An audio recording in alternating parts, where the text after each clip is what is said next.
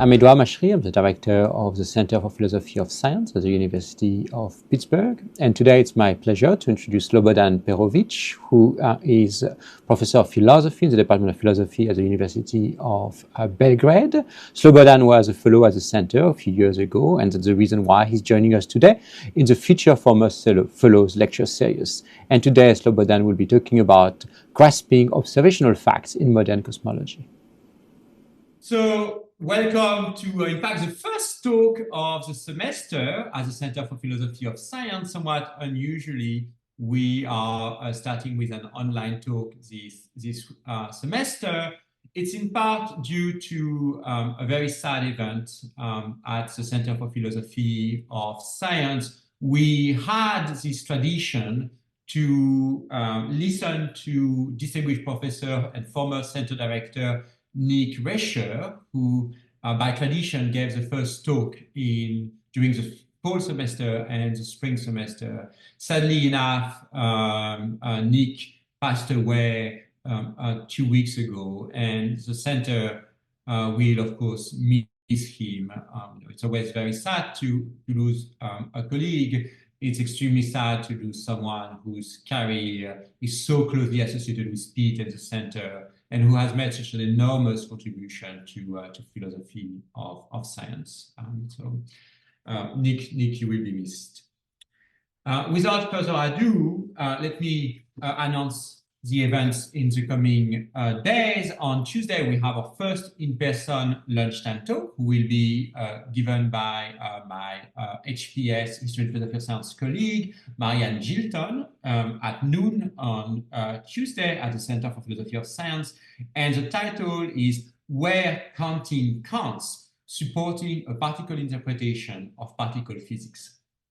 And on Friday, Laura Matthews, also my colleague from HPS, will be talking about delusions as cognitive affective complexes.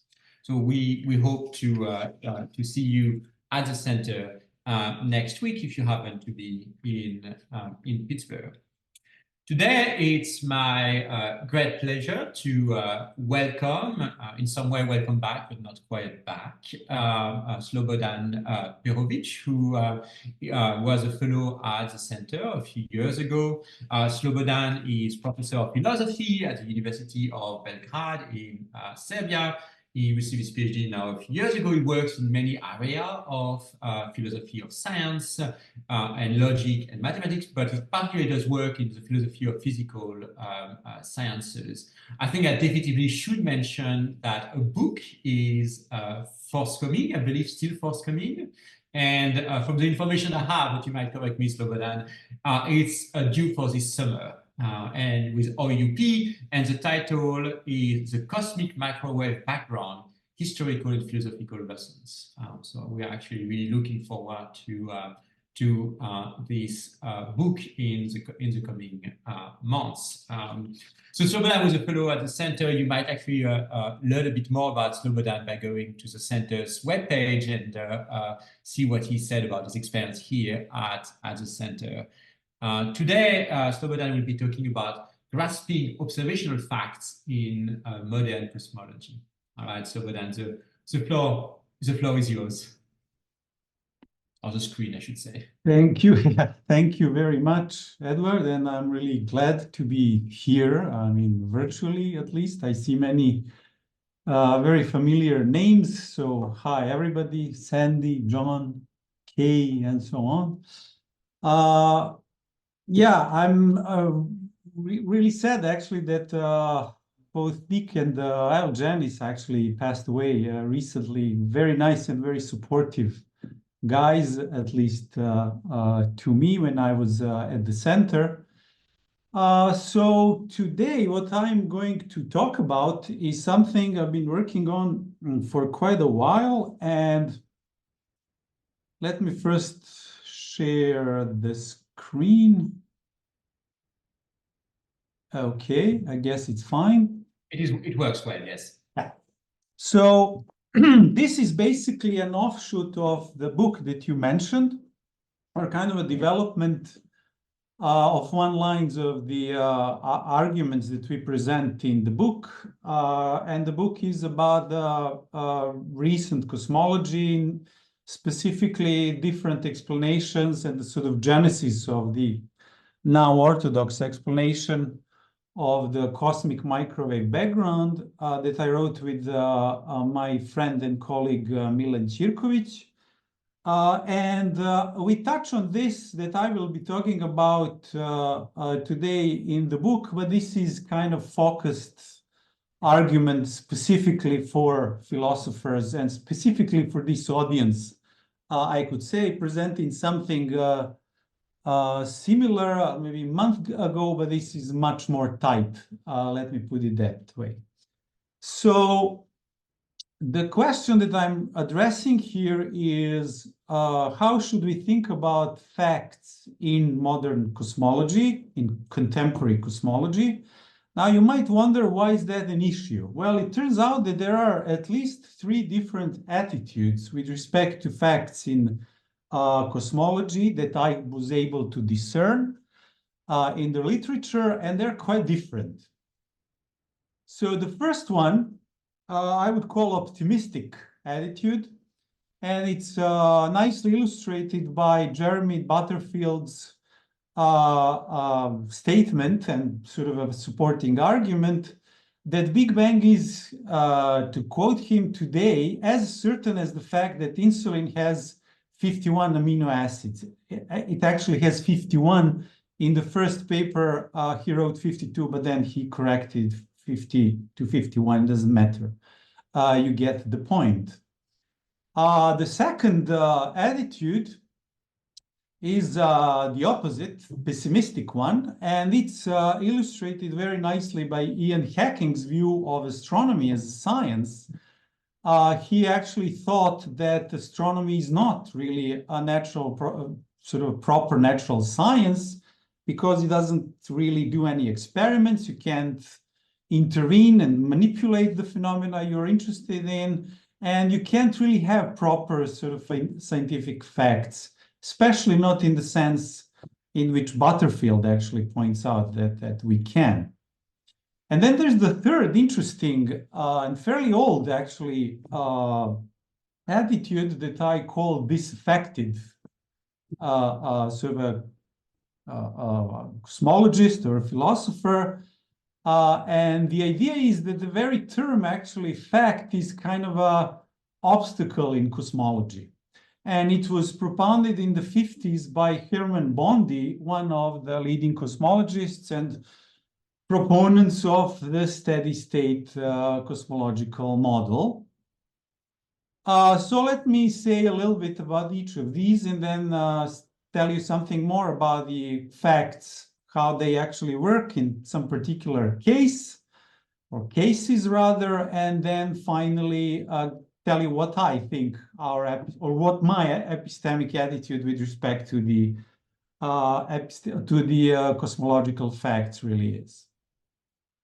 So when you ask an optimist, I mean, in a nutshell, the idea is that cosmology eventually gets the facts right. Of course, the question is which facts. Jeremy Butterfield gave you entire model as a fact, the Big Bang model. The attitude is very similar, it seems, to the attitude that Richard David ascribed to physicists working in particle physics in the early 70s with respect to their standard model at the time. So let me briefly quote. He said, "To believe in the standard model in the early 70s, standard model of particle physics, merely meant assuming that any more far-reaching change of physical postulates in as much as it would be successful would itself imply the standard model predictions." In other words, you won't be able to get away. It's not really justified to think that whatever we discover will go very far from the standard model. So the optimistic attitude seems very similar to the standard model current standard model in cosmology.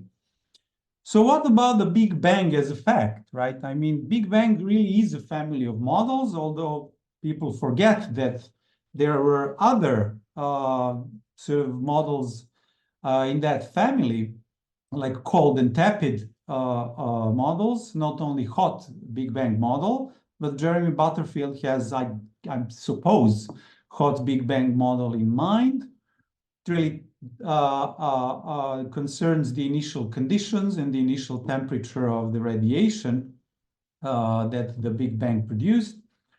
And it's fairly substantial, kind of a, in explanatory terms, very substantial model. Not only that, but it gives you certain historical explanation, how the universe began, developed, different stages, how they are related, a number of parameters, and it deals really, it's sort of explanation of the deep past. And it's sort of very different than the fact that insulin has 51 amino acids, right? It's not this kind of a synchronic sort of a structure that the fact captures. You do certain experimental study, and then you can practically see that kind of a structure of amino acids of the insulin, molecules of insulin. And then if you know what molecules and what amino acids are, you kind of have an explanation. This is a much more elaborate explanation, and it's also kind of a temporal or historical, any way you want to put it, explanation. So this is what really Big Bang as a fact means. It's a fairly elaborate explanation from the moment of the ignition, let's say, a big sort of explosion, and then explanation of different stages up to the moment where we live. One of the key moments that will be needed for our purposes here is this period that lasted for about 400,000 years, when the radiation that originated from the Big Bang had very high energy, so it would break down any attempt of the particles of the matter to compose the atoms. So the universe was kind of like plasma state in equilibrium, thermal equilibrium at about 3000 Kelvin, where atoms were not formed yet, and the radiation or the photons of this initial radiation that was produced by the Big Bang was just scattering off these free particles for about 400 years, until the expansion of the universe lowered its temperature so much that the structure of the first atoms could be formed. And this radiation then scattered for the last time, and that's why it's called the last scattering surface. And the radiation or the photons kept sort of traveling with the expansion, further expansion of the universe, and losing the sort of cooling down. And they cool down to about 3 Kelvin, from 3000 to about 3 Kelvin presently. And they're everywhere because the thermal equilibrium just sort of expanded, and the temperature of these photons cooled down. This is just part of the explanation, right? Then the structure formed, the atoms, the first stars, then ignited, then the galaxies, and so on and so on. So this is the Big Bang as a fact, right? However, there are observational facts, observations that basically provide justification or sort of foundation for this model. And I just told you about the cosmic microwave background as key piece of the evidence or key observational fact of the model, right? Supporting the model. And it has certain properties, two key properties. It's isotropic. In other words, wherever you look, it's pretty much the same. And it also has this property, it radiates as, its spectral shape, it's basically like the spectral shape of the black body, because it's a remnant of this thermal equilibrium state. It's at 3 Kelvin, but its spectral shape is, as you can see here, exactly as the black body at 3 Kelvin should radiate. And these are the sort of, these points are data points, and this is how it should work based on the Planck's theory. And, you know, the satellites, 3 different satellites measured actually to a very high precision that its shape really is this black body radiation shape, spectral shape, which indicates that this is exactly the remnant of this early radiation. So this is the observational fact supporting the model. So then the question is, if indeed Big Bang is a fact, the question is, why exactly is it a fact, right? I mean, why exactly it is as certain as a very certain fact like the insulin having 51 amino acids that nobody would deny? So is it that there is kind of an empirical kind of a kernel, so theoretical, so the observational facts that even if you sort of adjust or change the model substantially, these observational facts will remain? Or is it a combination of the model and the facts, right? I mean, of course, Jeremy Butterfield is aware of this, and he says, I quote, "If the evidence is thin, we should, of course, all be more cautious, not make these grand pronouncements, but a great deal of evidence for the Big Bang is now established. And the evidence is the observational fact of the cosmic microwave background."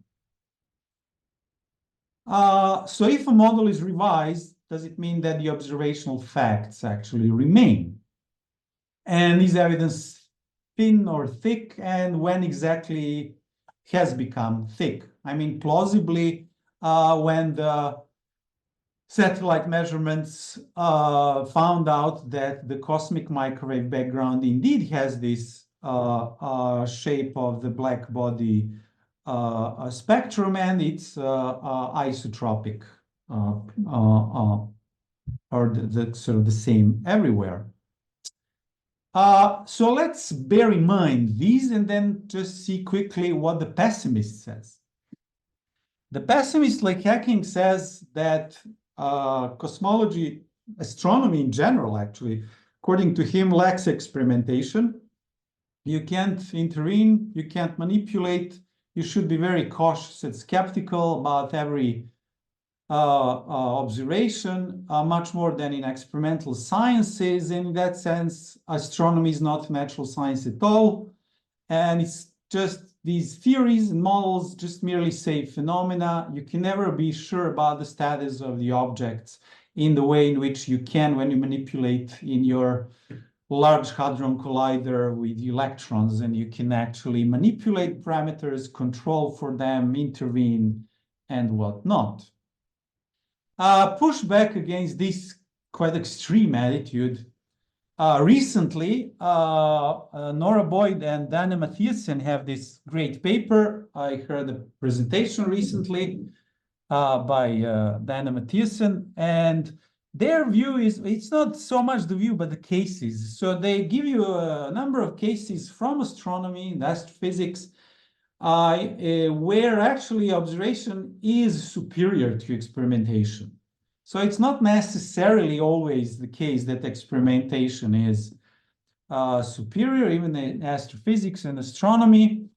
And in general, I mean, you could achieve sufficient level of control of parameters in observational science the way that you could in experiments.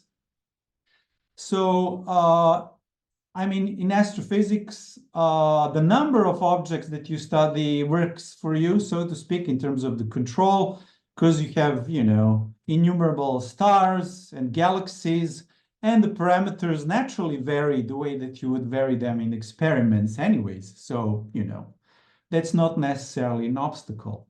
I have my own view, actually. I'm not going to talk about that now. In a fairly recent paper, 2021. So my view is that there's no this cutoff. These observation and experiment are not two different kinds as hacking things at all. Rather, a certain level of manipulation is present or inherent to every observation. It's just a matter of how much we can manipulate and what exactly we manipulate, whether our location,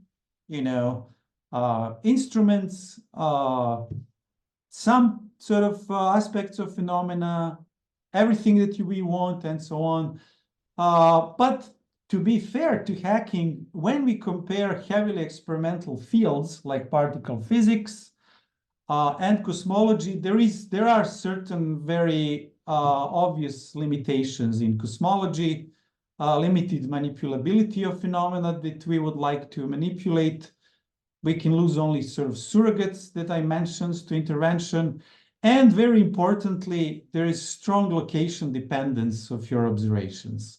It really matters where your experiment or where your observational apparatus is located, whether on the Earth, outside the atmosphere, or at the Lagrangian point, where it's very stable and far from all the unwanted noises.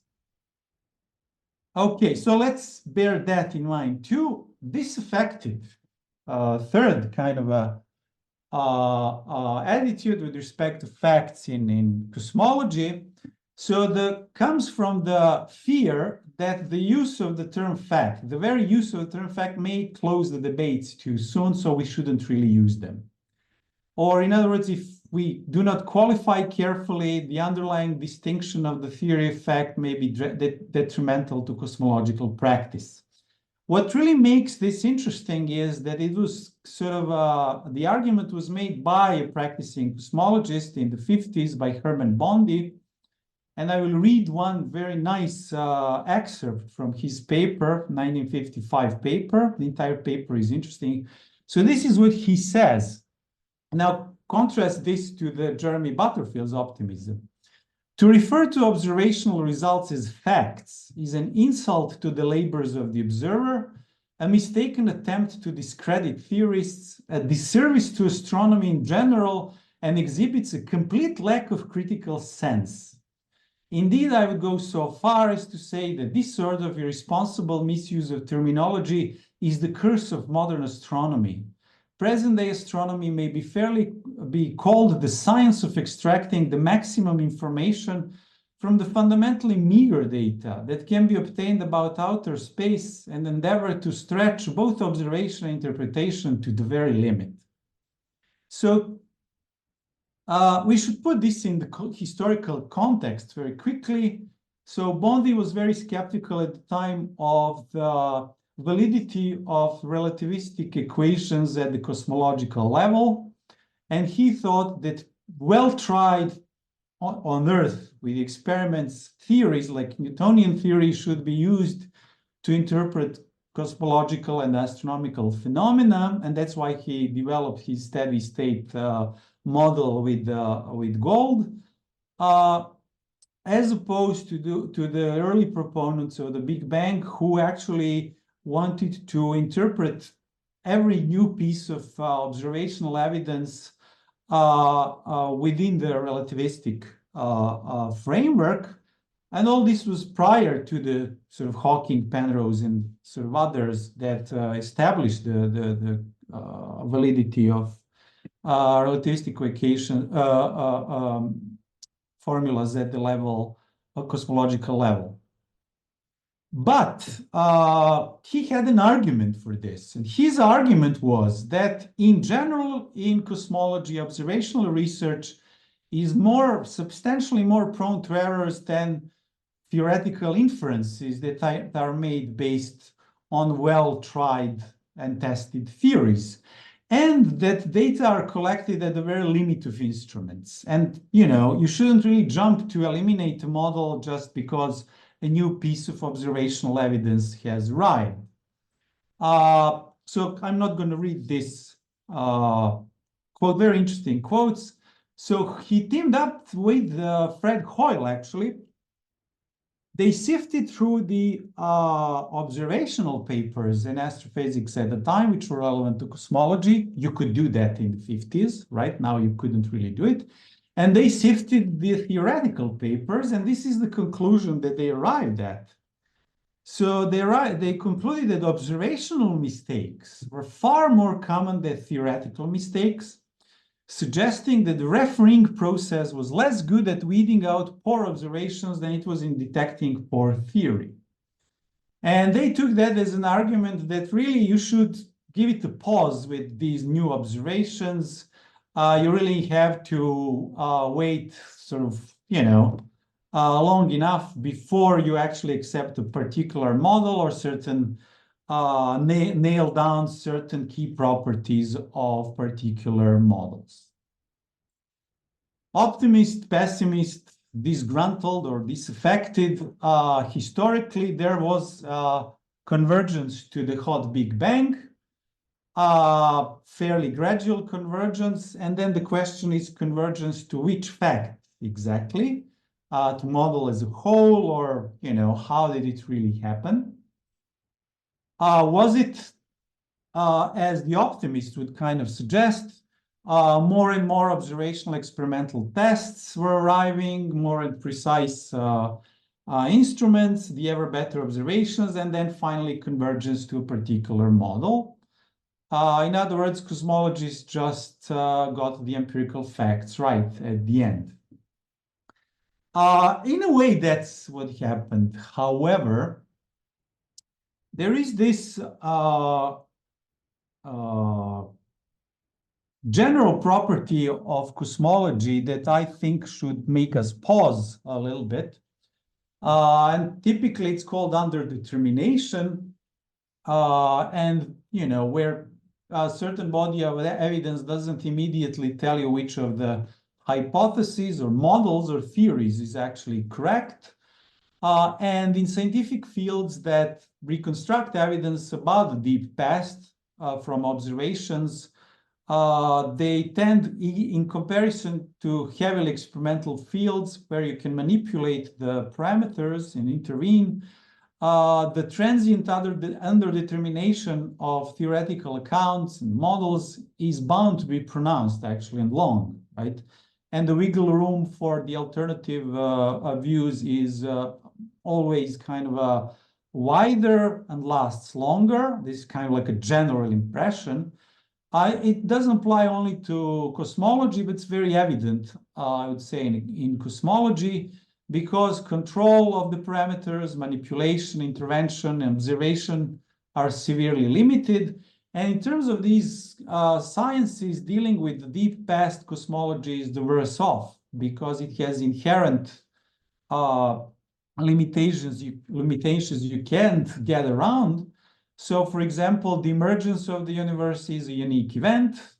So we think, whereas in paleontology, you will always find similar events, actually, that you can look at and compare.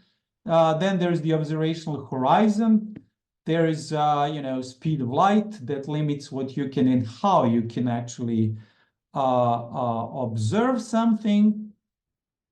So when I say underdetermination, I'm not thinking there are two kinds. This is kind of like a footnote, philosophical footnote.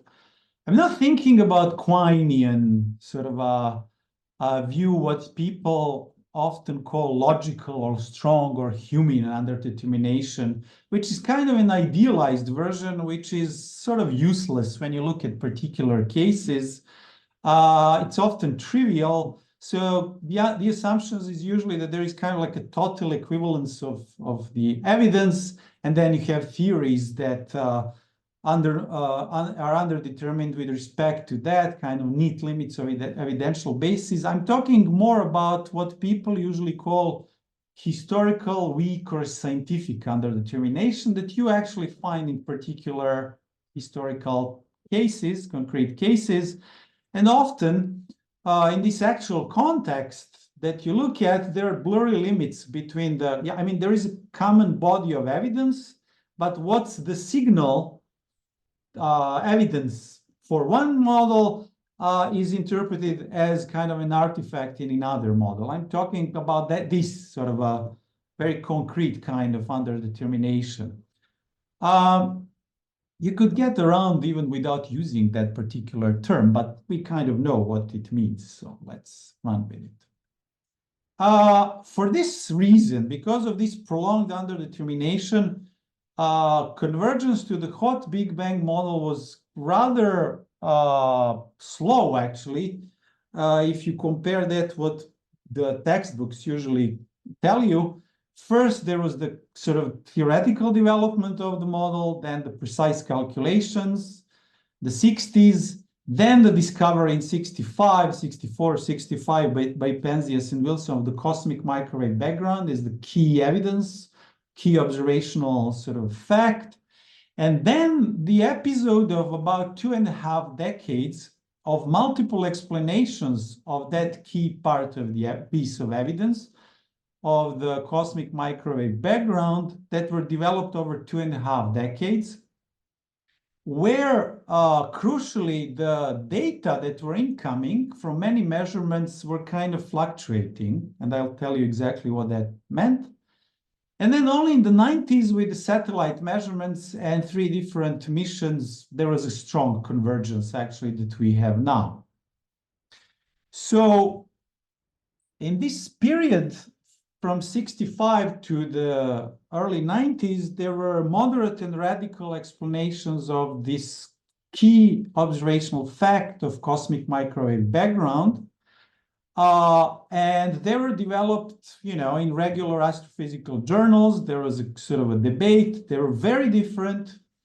And often they were developed by the same physicists and cosmologists who were developing the hot Big Bang model, the orthodox model.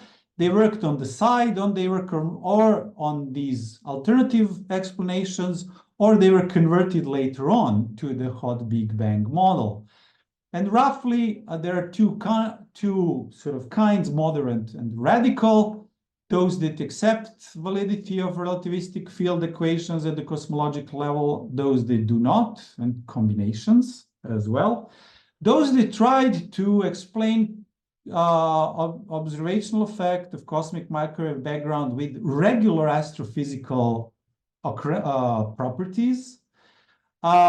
Those that developed alternative Big Bang models, so-called cold and tepid, with different initial conditions, and that insisted that cosmic microwave background is not a remnant of the initial radiation from the Big Bang, but actually was produced by early stars, galaxies, and black holes, so-called population 3 objects.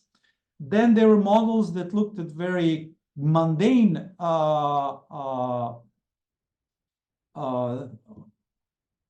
phenomenon of intergalactic dust that we know is sort of everywhere, trying to model this dust to actually get the 3 Kelvin isotropic radiation that Penzias and Wilson detected, and other sort of measurements. Then there were models specifically devised to actually explain this. Then there were models of steady state that were revised to accommodate this evidence, and so on. So the wealth of these models were around. And what's really interesting is that particular points in time in these 2.5 decades, you could interpret the observational fact of cosmic microwave background at least in 3 different ways. I mean, I will put it sort of in a kind of analogous way. And I'm obviously borrowing from John Norton's analogy in his material induction account of this arc. So this is obviously borrowed. By the way, John was one, maybe only philosopher we found who talked about these models actually in a meaningful way. So the cosmic microwave background, if you're a proponent of the hot Big Bang, was kind of a fact that told you something about the origin. That's why I call it artifact. Origin of this radiation, and without which it was kind of like this brick here. if without that, the whole model actually falls apart, right? So it's really the key brick in the model, observational fact about the model. And other models thought, well, it's important, but your model will not really fall apart. So if you're proponent of the cold or tepid Big Bang, then your view was, or really any other model that actually claimed that the cosmic microwave background is actually a remnant of the early objects, structures that were formed, early megastars and galaxies that were formed, and this is what we actually see. So it's kind of a structural fact important, like these bricks in this little wall below. You can take it out and your model will not fall apart. It's not this kind of a key brick in the arch.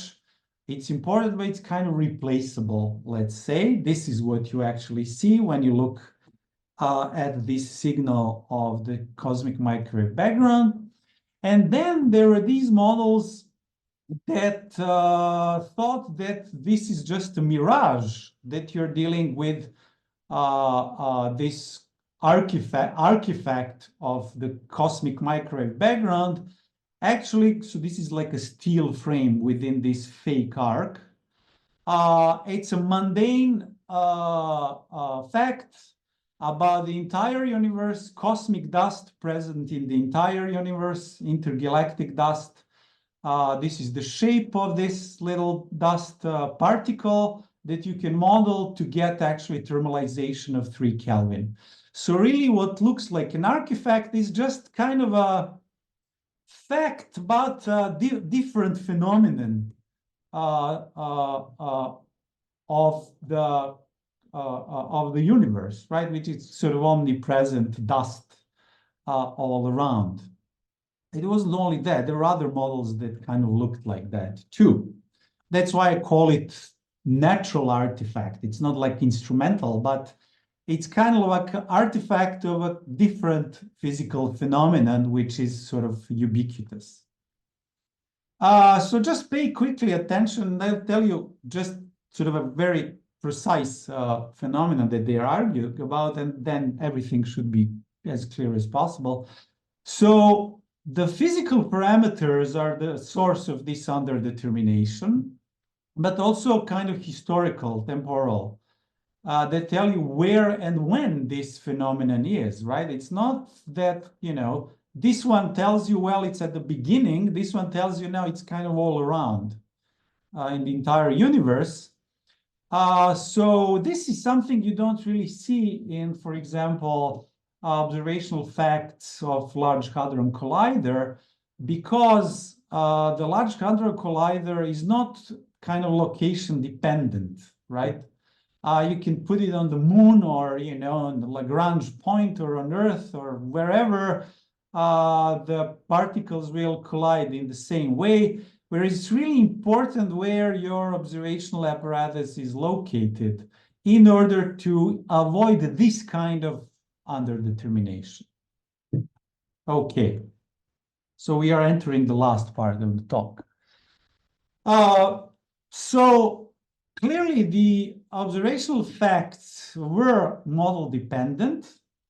So if we are looking for something that's very certain, sort of a fact with capital, observational fact with capital letters, fact, the one that Jeremy Butterfield would like to see, that's a fact that there would be not, that would not be challenged by plausible models, that it is a kind of a natural artifact or merely a structural fact, but it's, you know, a fact that tells you something about the origin of the radiation and about the key properties, and nobody would really doubt that. So let's say that's basically the shape of the black body shape of the cosmic microwave background that satellites actually determined. As you can see here on this diagram, it really perfectly almost agrees with the shape of the of the black body radiation with all the data points. If you rewind into 1979, this was not actually the fact with the capital letter fact. It was a small letter observational fact, because there were challengers that were claiming that key property, the spectral shape, is either a natural artifact or a structural fact. Why? Well, because in the best measurement in, say, 1975, made from the balloon, with the same instrument that was sent outside the atmosphere basically 10 years later, measured something else. It was really in good agreement in the entire spectrum, except in the radio wave segment of the radiation, where there was a big jump, almost 20% actually discrepancy from the black body shape. And then there were two reactions to this. The hot Big Bang people, Hoyle too with his, but I'm not going to tell you about his model. Very interesting model, but hot Big Bang people said, well, this is a result of the atmospheric distortion. There must be some radiation in, certain layers of the atmosphere that contributes to this radiation drop in the in the radio wave segment. So it is kind of a natural artifact. In a way, what you're really measuring in the radio segment is really you're measuring interference with the atmospheric layer. However, interestingly, some of the alternative models that were developed before, for example, models that claim that, what we are seeing with the CMB are unresolved resources. It's not this scattering surface that, radiation came to us. Rather, it's a bunch of unresolved resources, population tree resources that our telescopes cannot resolve. And their prediction at the end of the 60s was that there will be jump in the radio part of the spectrum. So a long time ago, before that measurement, they predicted this. Not only them, other models for different reasons, like cold and tepid Big Bangs, chaotic cosmology, they made these predictions. So they wouldn't really go for this, oh, it's just a natural artifact, distortion, atmospheric sort of distortion of some kind. So this is the kind of underdetermination that was present at the time. Neither side actually said that there is anything wrong with the instrument and the measurement. The signal was fine, it was stable, but they had different hypotheses about this particular sort of feature, to what extent what's the extent of the atmospheric contribution to the radio part of the spectrum, and they stuck to their models. They didn't really know whether they were wrong or right. They actually stuck to their models, and they said, well, this is the contribution of the atmosphere, or no, this is actually the signal of the CMB. Atmospheric contribution is not that high, just because they believed actually in their models. And you couldn't even say what property was measured actually without looking at in a sort of model independent way either. This was not the only case. I just gave you one. There were other three or maybe even more cases of sort of back and forth as the measurements were forthcoming. But not enough time to tell you this. So overall, alternative accounts provide the challenge, and if they provide the challenge of sort of natural artifacts, or tell you that something is kind of this artifact, you get the sort of a signal that you have to measure better. That's what happened. It happened with COBE. The measuring apparatus went outside of the atmosphere, and you had agreement with the spectral shape, and the jump in the radio part disappeared. And there was a convergence. to the hot Big Bang.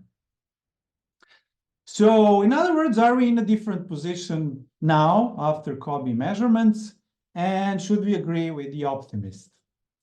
I have my doubts, and I'll tell you very briefly why. Well, one doubt is this. We have a very similar discussion now with our new instruments that's working at the observational limit with the James Webb Space Telescope. Suddenly it detected something that looks like two large galaxies that originated too early and too large if you stick to the hot Big Bang model. So this seems to be new small letter observational fact, something that looks like galaxy patches or galaxy-like patches. And then hot Big Bang people will tell you, yes, but this is an observational artifact. These are probably unresolved sources. So now they're playing the sort of a tactics that the alternative to hot Big Bang people were playing with the CMB at the time. So it's somewhat similar episode. There are no developed alternatives as there were in the 60s, 70s, and 80s with respect to the CMB properties, but it's a very similar episode.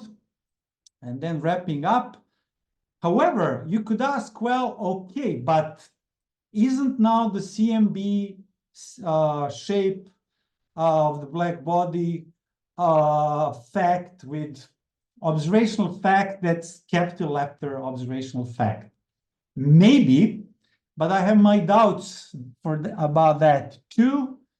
So why? Well, because improvement actually, clearly an improvement of previous controversy over the possibility of whether the signal is natural or observational fact, natural sort of fact or observational fact or kind of a natural artifact happened when we got out of the atmosphere and measured the shape of the spectrum. However, it's quite possible, I think, that there will be a different sort of kind of a natural artifact that will place this fact about the shape of the black body in a completely different context and tell us that this is something completely different. Yes, it does have that shape, but within a new model, it might actually play a completely different role. It may play a role of what will turn out to be kind of a natural artifact, not the remnant, of the initial radiation. Second thing is also that now note that even if it's fact with capital observational fact with capital letter facts, it doesn't really guarantee the adequacy of the model anymore, because you have new facts, observational facts, small letter facts like this one I just told you, and the model will break it or make it on these new facts. So I guess we should be really moderate optimists or moderate skeptics. And I'm finishing up. How skeptical should we be, really? I mean, we should really keep in mind all these alternatives and what they can contribute. But the question is really how deep and wide is the pool of these alternatives, right? If we compare the particle physics, we compare observationally.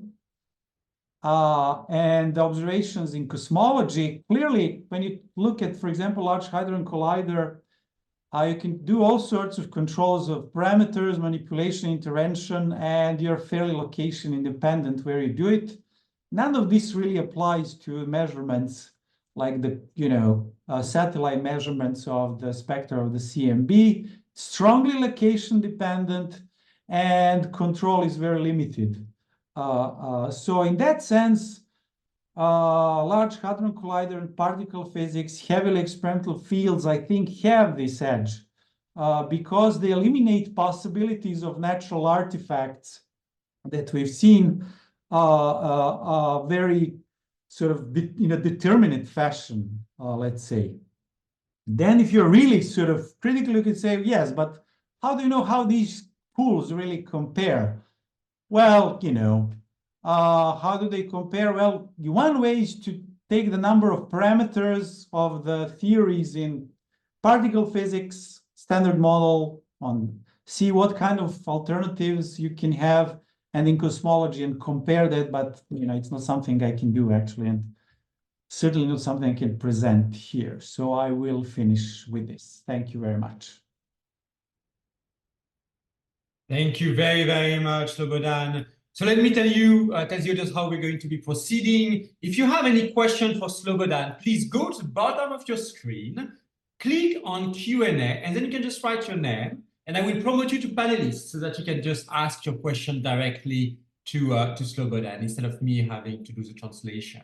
So I will promote John right now, who has a question for Slobodan. Can you get out of the screen shared mode, please?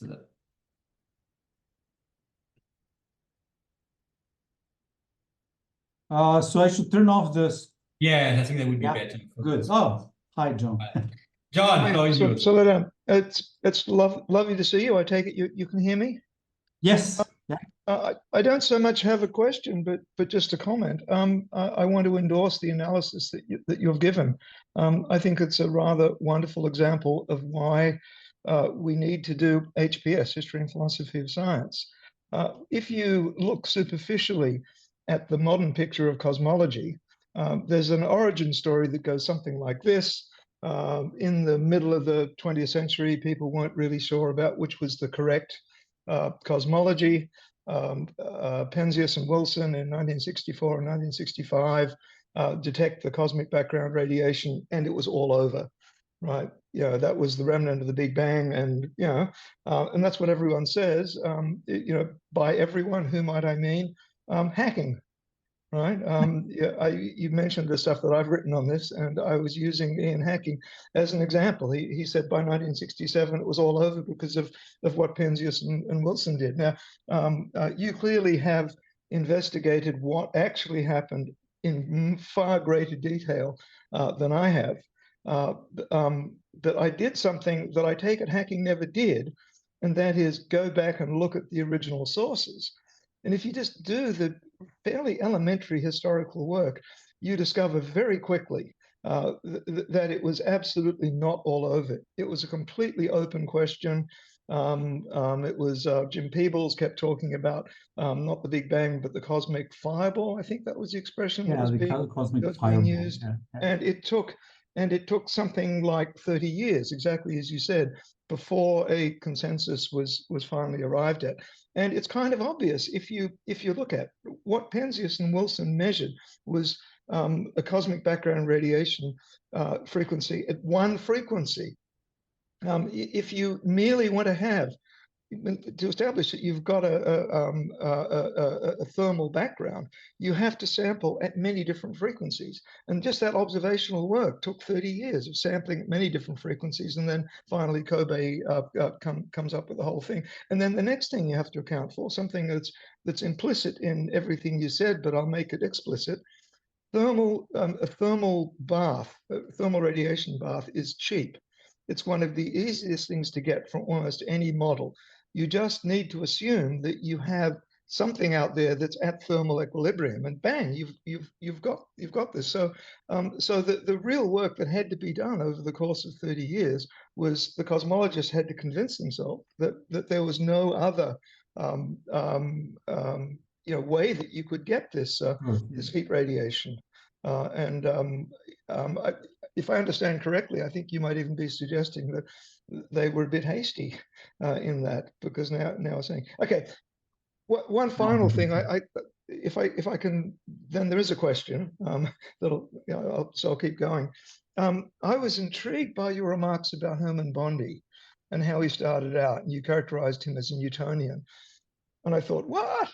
That can't be right. Bondi is one of the core relativists of the middle of the 20th century, right? And then I thought about it a bit more, and when they come up with the steady state universe of this is Bondi and Gold, and was it 1949, they explicitly recognize that their space-time is a de Sitter space-time, right? So it's got to be relativistic.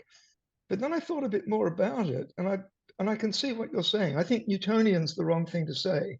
They're looking to develop a cosmology that is independent as much as possible of prevailing theories.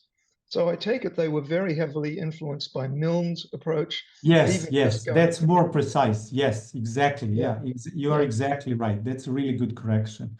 That's what that's what I meant. Yes. Yeah. Good. I mean, even Hoyle was one of the first to use the relativity actually to come up with his model too. I mean, they were. Yeah, well, Hoyle introduced the creation field with the Einstein field equations. So I thought that can't be right. And while you were talking, I quickly went back and had a look at the 1949 paper. And you can see it in the structure of the paper. There's this long narrative about the perfect cosmological principle. And it goes on for pages and pages and pages. Yes. No equations, no physics. And then almost begrudgingly towards the end, they say, if we have a relativistic account, it's going to look like this. This is the condition that you get, and it coincides with de Sitter's solution of 1917. And I'm now realizing that fits with what I see in the 1960 book Cosmology that Bondi wrote.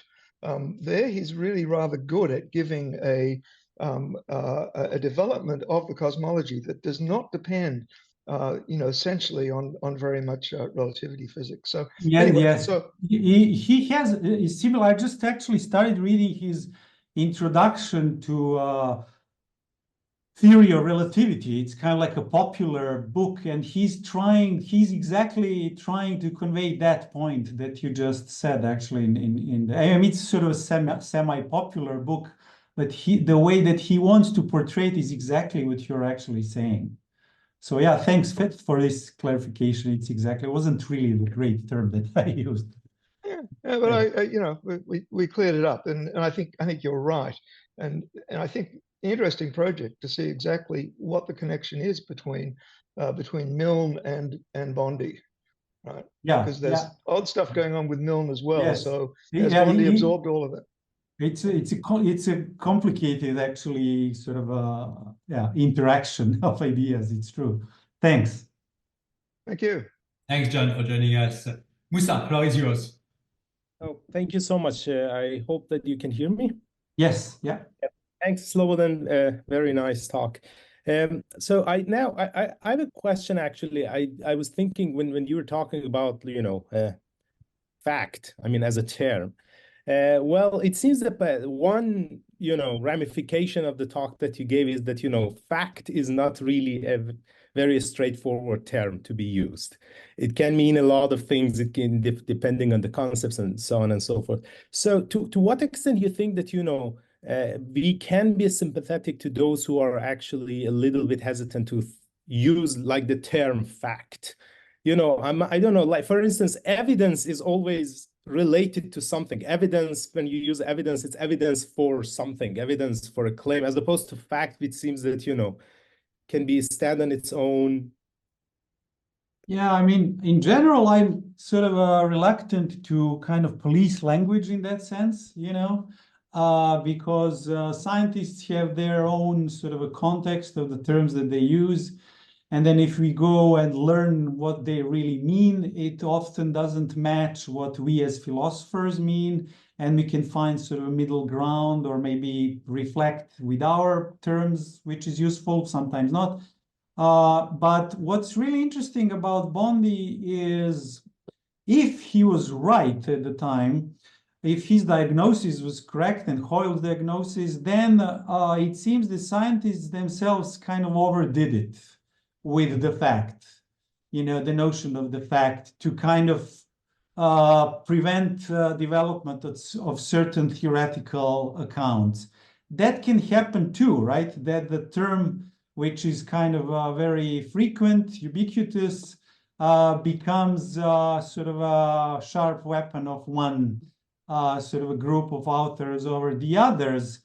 Whether that was really the case at the time, I'm not sure, but it's something to bear in mind Whether we should, give up the notion of the fact, I mean, I think that would be very hard actually, because, we use it and it's very useful and we kind of know what we think, but we should be cautious at least, in which context we actually use it, and to use it, with the small letters or capital letters, depending on the context, and then like not really exaggerate too much.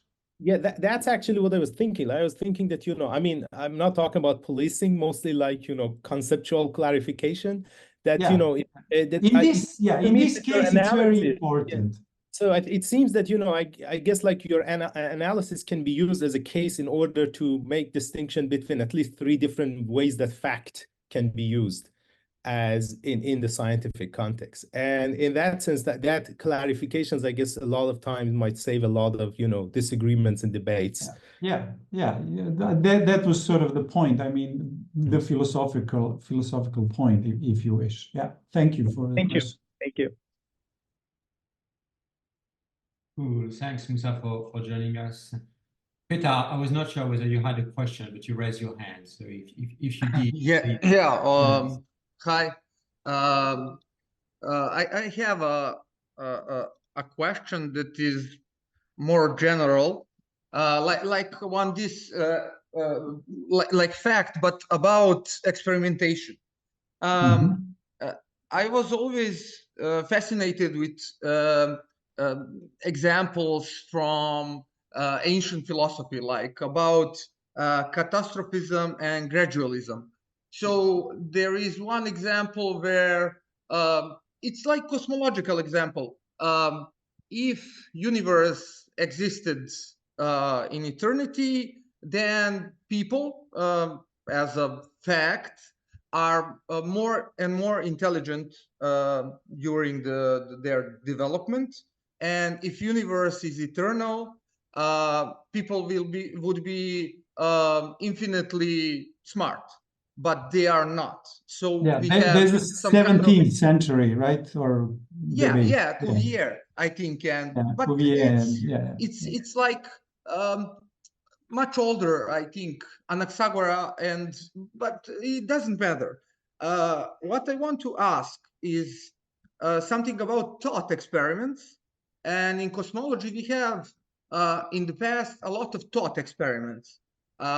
Maybe thought experiments can be something that is experimentation in cosmology. Because you have theoretical boundaries, theoretical variables that you keep steady, and you vary something else, and then you can, I don't know, refute some theory or something else. Maybe, I don't know. I see the view, but there is in the debates that there is that kind of a view to argue that the thought experiments can be sort of a surrogate or replacement sometimes for actual experiments. I mean, I think one of the messages of this talk should be that even observations are inferior to experiments very often. Simulations as well, and thought experiments would be kind of like the last in terms of the epistemic value or power. I mean, they are sort of attempts to formulate a hypothesis, I guess, and theoretical device. One of the theoretical devices to conceive of explanations, possible explanations in light of the evidence that we have. But I wouldn't really say that they would play any substantial role, and that could do the epistemic work that the experiments are doing, even though there is this sort of resemblance, right? There's a resemblance between simulations, computer simulations, and experiments. There's a huge debate about that and disagreements. In cosmology, as I said, inherent, compared to other historical sciences, inherent limitations of cosmology are really sort of terrible in a way. I mean, you can never send probes on the other side of the universe to see what's there and do the measurements there.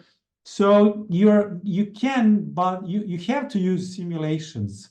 You have to simulate parts of the universe that you don't see, and that's probably how it's going to be forever. But then you should be skeptical in a way. So that's why I say we should always be moderate skeptics, and thought experiments will not really improve these situations. I think, more than simulations, perhaps even less, even though they have a role to play. But thanks for the question. Thank you for joining us. Alan, I think, has a question. Let me see whether, Alan Franklin, let me see whether I can get Alan has a yes, question. let me see whether I can get him to talk. He was not promoted to panelist. Yeah, the Ryle counting of radio sources. Let me see whether, Alan, do you hear us? Yes, you can answer the question now directly. Doesn't seem to be working. Okay, let me try. Yeah, Alan, I think your mic is turned off. Doesn't look like. Let me try again. Promote you to panelist, Alan, if you could. Yeah. So I know what the I know what the question is really. All right. So let me just Alan, let me just repeat what you wrote on the Q&A. Evidence has different weight. The Ryle counting of radio sources created some great difficulty for the steady state theory. And Yes. it looks like you know what the question is. Yeah. So yeah, that's a really interesting case, because that was one of the early, before 1965, I think,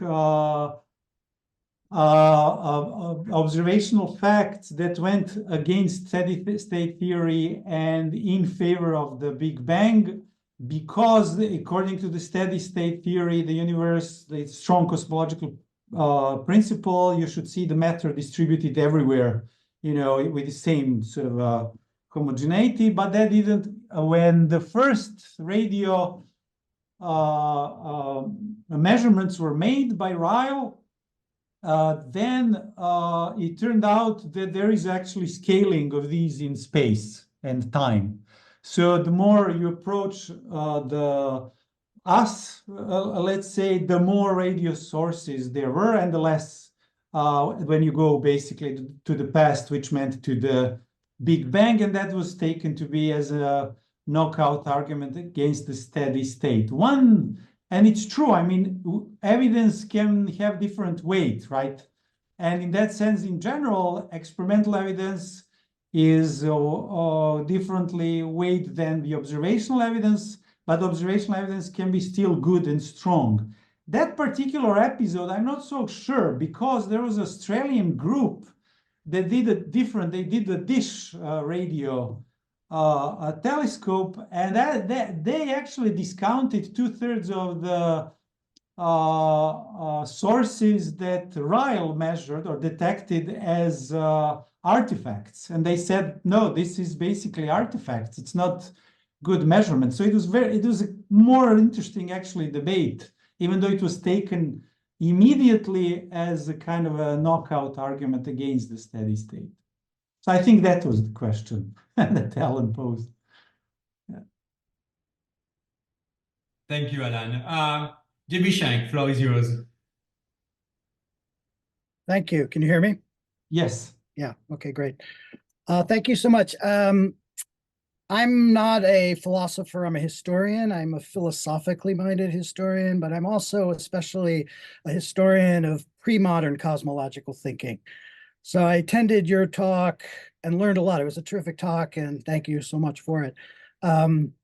As part of my effort to try to figure out how 20th century cosmology, and now 21st century, is and is not a fundamental break with earlier. And obviously the whole scientific methodology is different, but I'm thinking in terms of conceptual breaks in this way. And so my question for you is, can you, and this is an invitation to teach me if this is a philosophically naive question, but basically, to what extent, when one is talking about Big Bang, is one implicitly suggesting, in fact, we have to speak in terms of a creation ex nihilo, or at least something like a moment where time itself begins and there is no ability to go beyond. And in your model, you talked about steady state cosmologies being still in the mix, but that's not the only, I think, alternative. There's other kinds of sort of continuous cosmologies one can think of. And so it's, and I see John North there. I was interested, you very quickly mentioned somebody who actually tried to put in a creation module. So issues of creation, again, are easily dismissed as they're just not scientific questions. And yet, can they really be dismissed? And there seems to be examples of people who do feel a need to bring those in. So I guess to pull it back and say, just can you talk more about the whole idea of a creation ex nihilo as a problem in or a category within all this 20th century cosmology and 21st? Yeah, with Lemaitre, actually, if I remember well, it was seen as a problem in general. People were complaining, oh, this is just this sort of inspired by, you know, these theological accounts, you know, then they stopped complaining about that. I mean, one thing that you said is interesting. There's a clear break in the history of cosmology with the past in terms of the methods which are used, and I would say observational methods. In that sense, cosmology has become physical science, but that's very recent, right? So I would say after the Second World War, with the first sort of measurements. Before that, it was more mathematical modeling and sort of models, physical models. And then 17th century was more sort of just abstract mathematical stuff. I don't really know that period that well, I have to say, but that's my impression. So there's a clear break in the sense that you can actually measure properties, physical properties, and then test the models. And that's good for the models too, because they become more detailed. Now, in terms of the creation and the models, Big Bang, and you know, what kind of questions we ask about the moments before the Big Bang, and is that beginning of the time, and so on. Cosmology goes in different directions, actually. Some would say, well, that's not the beginning because there is multiverse.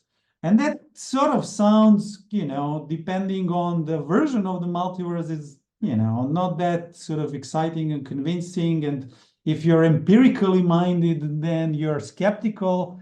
But, you know, the one favorite model in terms of the sort of a model itself, I just mentioned it briefly, is later, like mid-70s, Hoyle's model. His view was that mass, I'm just sort of caricaturing the model here. So he devised the model to explain the cosmic microwave background. So his view was that mass can be interpreted as positive and negative, as any other physical value, and that we happen to live in the segment of the universe which is sort of positive mass, and at some point there's a borderline where it turns into negative mass, and at the juncture point of positive negative mass, you will actually get exactly what we see as cosmic microwave background radiating actually from this borderline. I mean, it's a fantastic model, really. It avoids what he hated, which was Big Bang and the beginning, right? The origin of the universe. And it explains the best evidence that we have. The cosmologists, the hot Big Bang, we were very annoyed actually by that. And they thought, well, he's actually joking and he's like mocking our model again. And so physics can go in many directions, especially in observational sciences of this sort. And what sort of conceptual connections will emerge with the past ideas, general ideas, is, I think, pretty open question, actually. I don't know if that was helpful. It was, thank you. Thank you very much. John, back to you. And you've been mentioning the last question. Yes, so want to make two remarks and then ask a question. Just so I wasn't misunderstood on Hoyle, the idea of the steady state theorists was to have a completely non-theological account. If the universe is constantly expanding, but the density of matter is staying constant, then matter has to be created spontaneously in space all the time, simply as a physical process that has no possible theological connection. And what Hoyle did in his model was to introduce a creation field into the Einstein gravitational field equations that could serve the role of doing that. So you know, I know the term creation has multiple connotations. It was an entirely non-theological connotation. The remark on thought experiments in cosmology I found intriguing because I think about thought experiments. And I tried to think of any thought experiments that I know in cosmology. And I only came up with one, which really was just a mess. And this is Newton's bucket. The Newton's bucket thought experiment, and I won't explain it because if you don't know it, it won't get anywhere. And if you do, I can be quick. Why was it a mess? I'm just going to tell you. The first thing is it wasn't a thought experiment when Newton posed it because he said he's done it. Right? It was a real experiment. Right? He said, "I've done this. I've wound up the bucket with a cord," and then it becomes a thought experiment in the hands of Ernst Mach, who asks you to imagine what would happen if the walls of the bucket were made several leagues thick, right? And we're thinking, oh, now we have a thought experiment. But in the immediate next sentence, Mach says, but it is completely irresponsible of us to even speculate about this. The one case is before us, and we should think about that, not the fictions of our imagination. So it strikes out twice, right? And now, as to the question for you, I don't know if you mentioned it, maybe it came up in passing, but as you know, one of the big problems in cosmology right today is the Hubble time constant, right? That the Hubble age of the universe, we're getting different values from looking at distant galaxies and different values from the cosmic background radiation, and they're more than 2 sigma apart. So I don't know, is that something you've thought about? Does that live in your story somewhere? Yeah, I mean, I'm aware of that. I kind of follow the history and goes all the way back, actually, sort of these discrepancies and the sort of uncertainties. But yeah, I would have to think how it really, I'm not sure that it figures in different models. And that, I mean, it's mentioned, like, for example, when people talk about this new evidence from the James Webb Space Telescope, they will mention in passing the Hubble Hubble constant measurements and all these discrepancies. I never really understood how it sort of feeds into different models, and yeah, so I was reluctant to actually bring it up because of that, but it probably figures somewhere if you look deep enough, I guess. But yeah, I don't have anything sort of more meaningful to say. Thanks, John. Alison, the floor is yours. Can you hear me okay? Yes, I read okay, actually great. your question. Yeah, well, I mean, and should I repeat the question here? I guess for others, yes, others can't see it, right? Okay.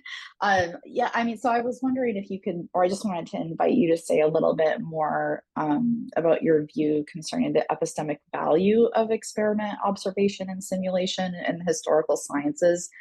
And like I mentioned in the question, I asked this because if we prioritize experiments as epistemically more valuable, then what does that say about other sciences, historical sciences that may not rely as much on experiment in their knowledge production processes?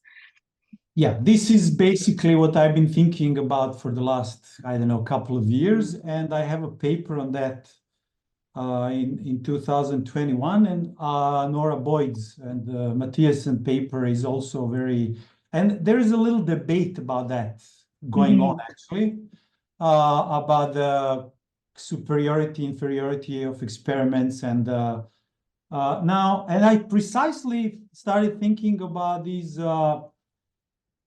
historical science, especially those that deal with deep past, how they can sort of get around. My sort of a view is, first of all, sometimes you can't do the experiments at all, you know. Sometimes you don't want to do the experiments. Like if you experiment, you want to find out what are the patterns of behavior of, say, chimps in the wild. You want to stay away. You don't want to mess with the phenomenon at all. The experiment wouldn't give you better. It would ruin actually kind of a epistemic sort of a position. Also, you can find, as I mentioned, surrogates very often to this. You want to, in experiment, you want to vary parameters. If you have enough objects that you're interested in that are naturally sort of vary these parameters, you're fine. You just sort of, you know, look at all the stars with different, you know, masses and, you know, different spectrum and so on. That happens a lot in historical sciences too. So, I mean, even though this experimental advantage is probably theoretically somewhere out there, in terms of the control of the parameters, it really depends on the context and the phenomenon, to what extent you can actually approach this sort of ideal. And as I said, sometimes it's not really in historical sciences, especially, it's not even ideal. You don't really want to intervene and manipulate. And I had another important point that just sort of left my mind. Yeah. I could add, I mean, I appreciate that because, you know, I should just say that as someone, I focus a lot on the history and philosophy of biology. And so I worry a lot about the, you know, the nature of historical sciences more generally and the ways in which prioritizing experimentation as epistemically more valuable can sort of like lend itself to an implicit ranking where, you know, those sciences that don't rely on experiment that are where it's maybe not as it's their outputs. It's in my view, it's a matter of degree, because every observation you make, you manipulate something. You manipulate space and time where you are. You know, if you move, you know, to the top of the hill when you're observing stars, that changes tremendously actually the quality of what you're gonna see. You manipulate your own, you know, body. You manipulate. You can wait for the Earth to sort of, you know, move away when you make measurements of the parallaxes. You know, you can manipulate the phenomenon in that sense, and then it's sort of a gradation, right? And for certain answers with respect to phenomena, you don't really need this sort of a intrusive, that's what I wanted to say. And then on the other hand, when you take, for example, experiments in Large Hadron Collider, you would say, oh, that's a par excellence example of template of experiment, right? With all its advantages. But that's not really the case, because you take two sort of sets of protons, you collide them, and you can very well control these parameters, what you're going to collide, energy, and so on. But once you do that, they kind of scatter around. And then you are basically in the position of an astrophysicist looking at billions of stars. You have to sift through all these events. And then in a way, you are an observational scientist, in a way. You have to look at these, I mean, not, you know, point by point, you let the computer and detectors do that automatically and select data. But really, you're in a position, again, as the astrophysicist, not as this kind of physicist that can, you know, manipulate every parameter. So it kind of cuts both ways. It's more complicated. That's why I think this debate will be very interesting, actually, in the near future. Yeah, thank you. Thank you. Thanks, Ethan. Alan had a follow-up question, and I will read it on his behalf. Isn't there a spectrum from pure experiment to pure observation? How does one categorize a legal result on gravity waves? I guess in that spectrum. Sorry, what? So isn't there a spectrum from pure experiment to pure observation? And how does one categorize the LIGO result? Yeah. That's on gravity waves. Yeah. So there was this debate. It's a very interesting case. Analogous to the early radio astronomy, they were having the same argument.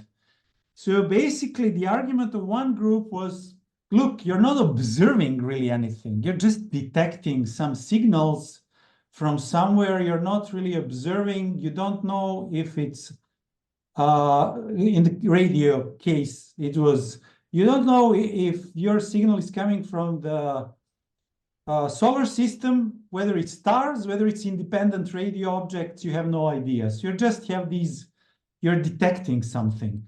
And then the whole thing for Ryle and company was to show that they're really observing something, meaning that they can tell you exactly where the object is.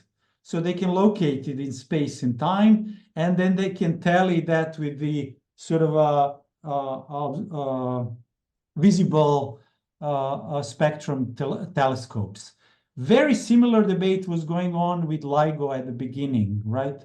One group of the astronomers was denying that this was truly observation because it's not going on in the electromagnetic sort of spectrum, that you can't really observe in a sense in which observations are done in astronomy. You know, detecting radiation waves is not really the same as observations on a number of accounts. Clearly, what they meant observation is electromagnetic spectrum, and, you know, in the domain of the electromagnetic spectrum. And in a sense, they were tied to this sort of very initial notion of observation as sort of, you know, observing with our eyes, right? Observing the sort of electromagnetic, and then just very extended, right? But then on the other hand, you know, they showed, well, we can actually triangulate and detect and tell you exactly where the event that we detected happened. So then suddenly observation is not really necessarily tied to electromagnetic radiation. It's not necessarily tied to, you know, what you can observe, you know, with your eyes or with detectors that sort of mimic your eyes. It's precisely why I think the notion of observation is much, much wider than it used to be the case in the history of science. And these notions of experiment and notions of observation, manipulation, they evolve, right? They evolve with science and scientific experiments. So we shouldn't really get stuck as philosophers. We should just see in what context it's actually used and how it really evolved. And I think that's sort of the proper way to assess these terms. It's kind of like a historical epistemology of as Hacking would label it, of these terms. I don't know if it was helpful. It was. All right, I think we're reaching the end of the Q&A. It's 1:30, so as usual, we stop at 1:30. Thank you very much, Slobodan, for this great talk. Thanks to all of you for coming online today for the first talk of the semester, and thanks to everyone who joined us for asking questions to Slobodan. Good to see you again. We hope to see you too sooner than later here in Pittsburgh. Or you here, yeah. That's right. All of you. All right, and if you're in Pittsburgh, see you hopefully next week at the center, in the coming weeks at the many events that we're organizing. Have a good weekend.